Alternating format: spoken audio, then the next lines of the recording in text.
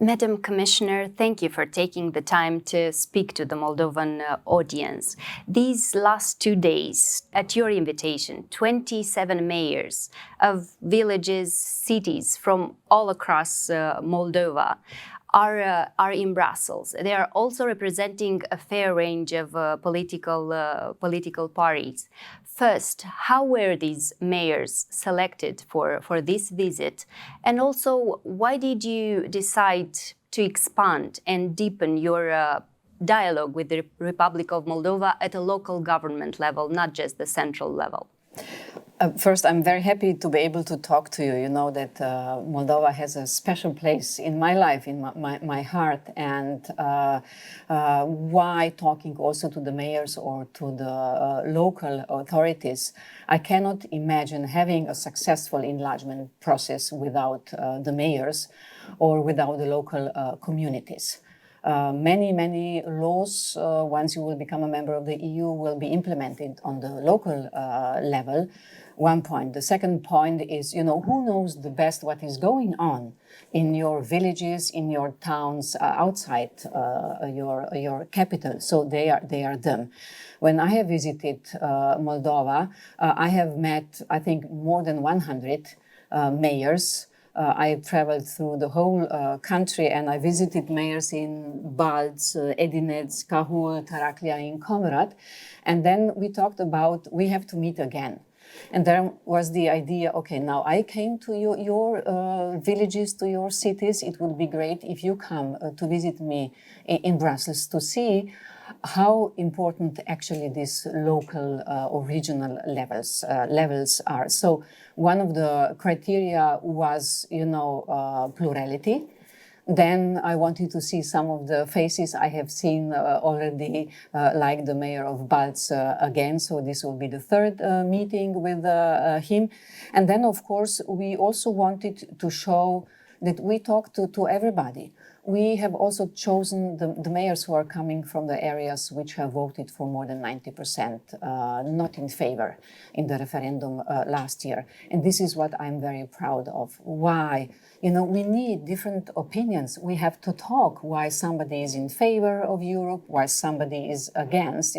We cannot afford, and this is one of the most important principles in Europe, we cannot afford to leave behind those who have different opinion. And I'm really looking forward to talk to them. How efficiently and how effectively do you think that the first tranche of 270 million of the economic growth plan disbursed after the first EU-Moldova summit on 4th of July is being used in your view?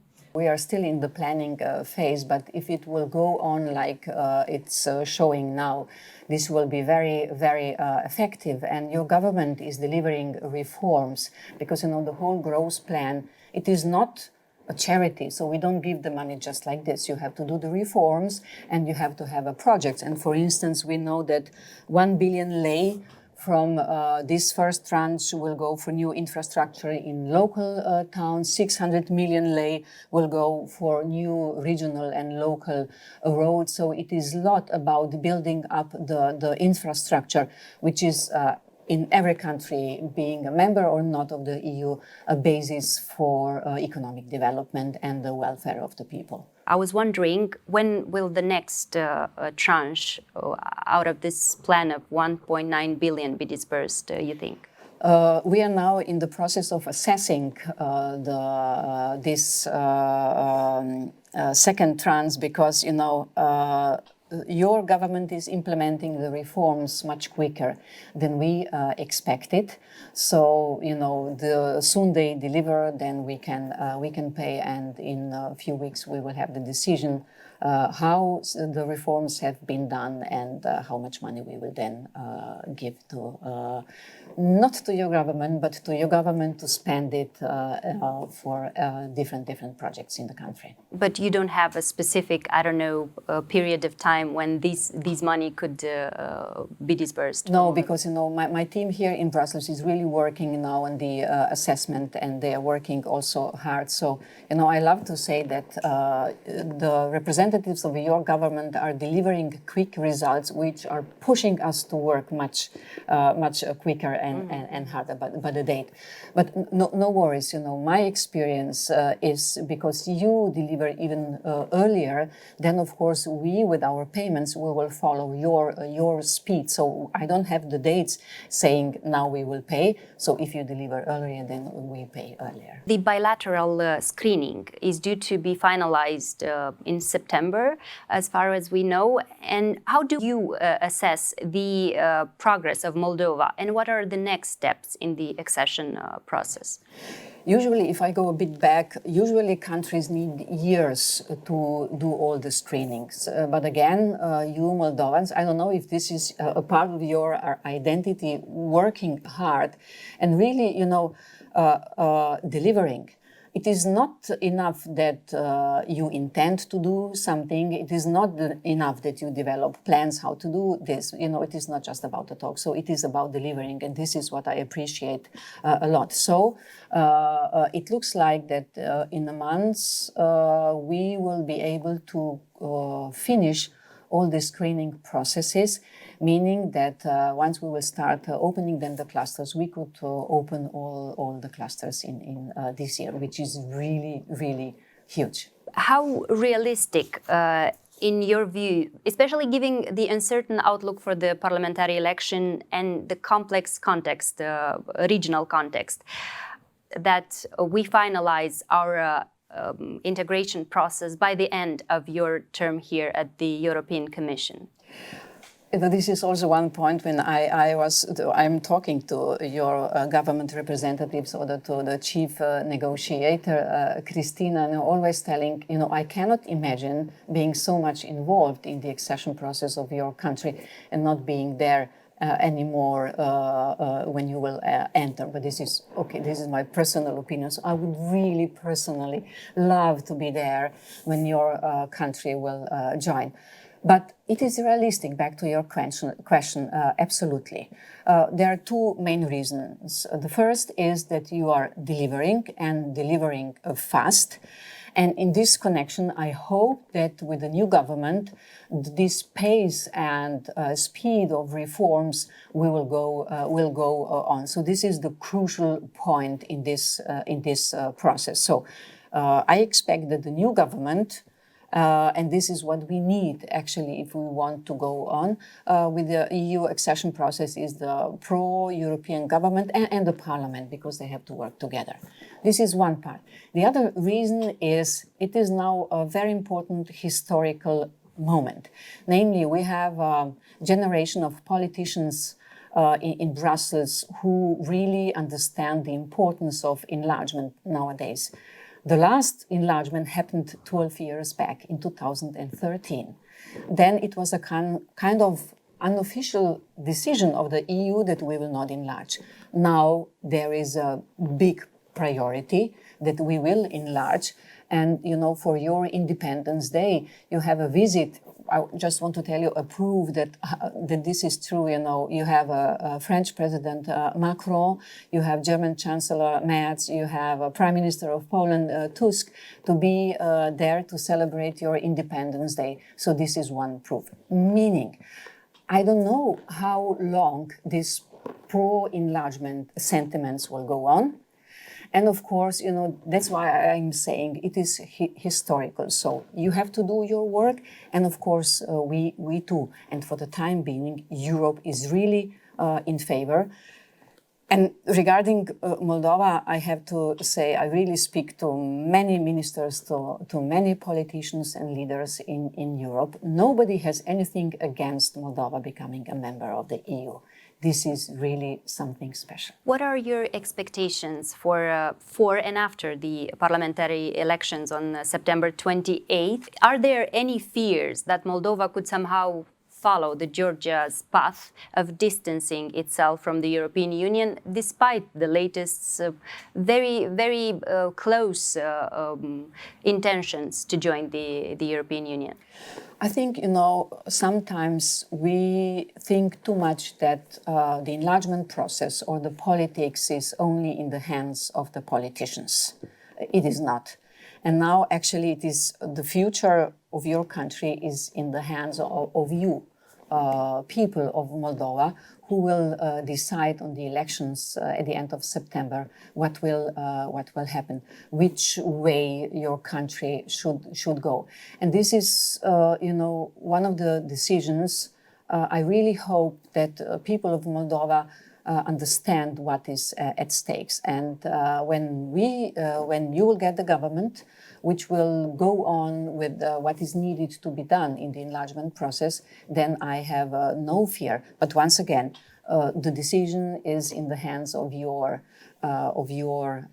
people, and the European Commission is supporting your country, is supporting your European way, and I hope we will be, I'm sure we will be able to do this in the future too. In Brussels, prior the last meeting at the White House, Volodymyr Zelensky, the president of Ukraine, somehow asked the European leaders not to allow Moldova to be separated from Ukraine in the process of joining the European Union. Such a decision, he said, would worsen the situation and actually betray a lack of unity in the European Union. Well, will this decoupling actually take place or not, do you think? The European Commission thinks that both Moldova and Ukraine should advance. We say it is a merit-based process, the negotiations, or now the screening process and everything. So you have delivered, Ukraine has delivered, and now we just have to have a situation in the Council that we will get the unanimity decision that we will be able to finally open Cluster 1 and later on all the clusters. So we are working very much on this, and this is also one of my most important tasks. And here you see, it is not only about the negotiations between Chișinăul and Brussels. It is also, what the member states are doing in this enlargement process, and of course they play a huge role. So nobody is against Moldova in this case? I can assure you, nobody is against. It is geopolitics who plays a role a lot in this case, but really nobody is against, and there are reasons for this.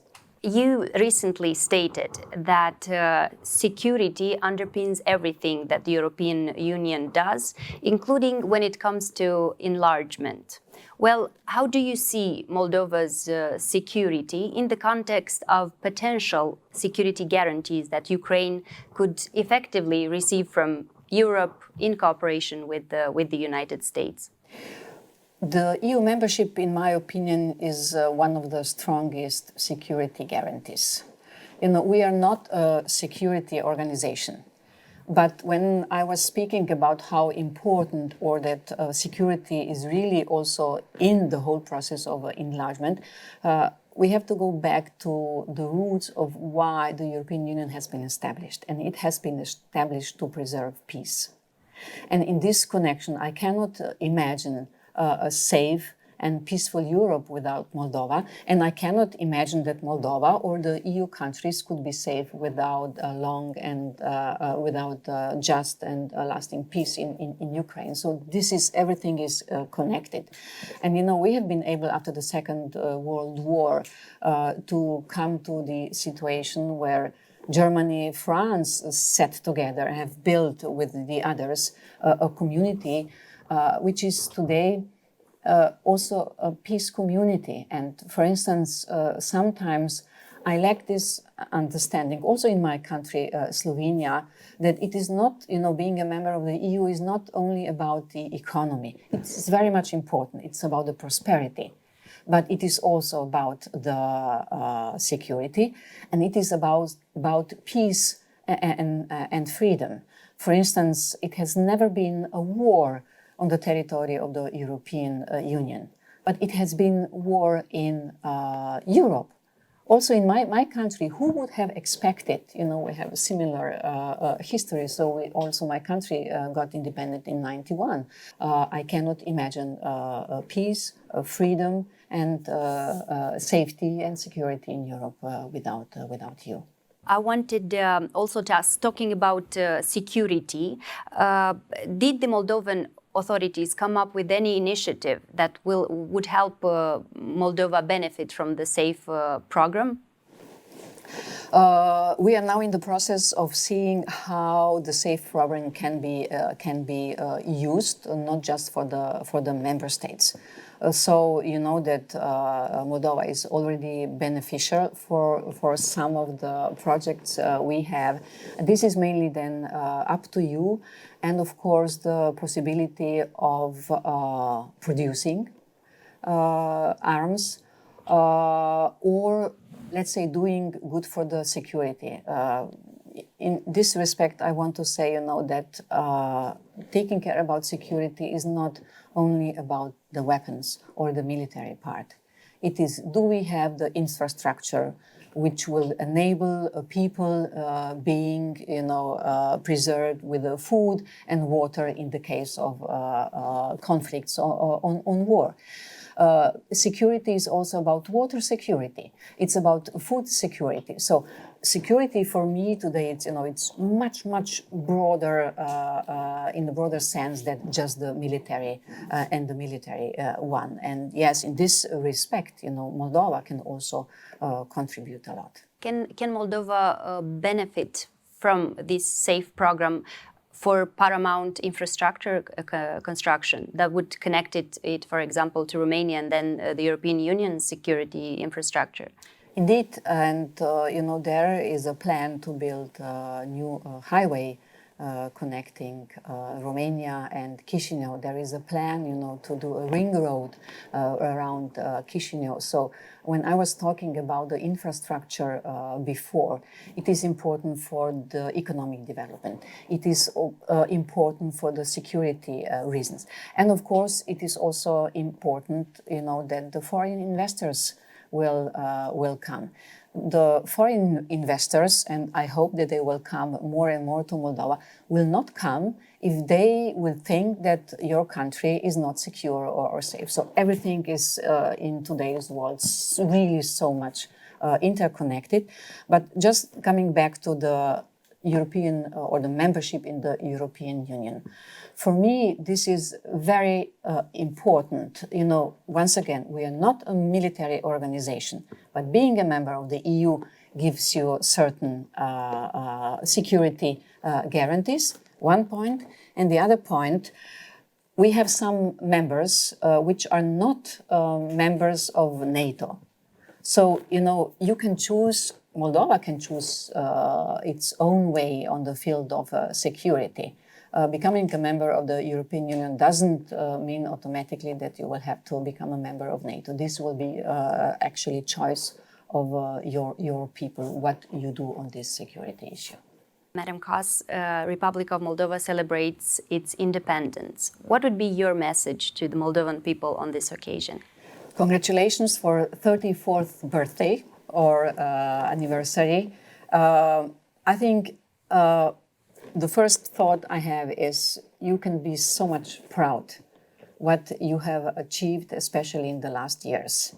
The second thought is you have been deprived of prosperity and good life in the past, and now it is in your hands to see how to proceed in the future, that your people will live better, that your economy will prosper, that people will stay at home, that perhaps some, Moldovans who are outside your country will come back and work and live there.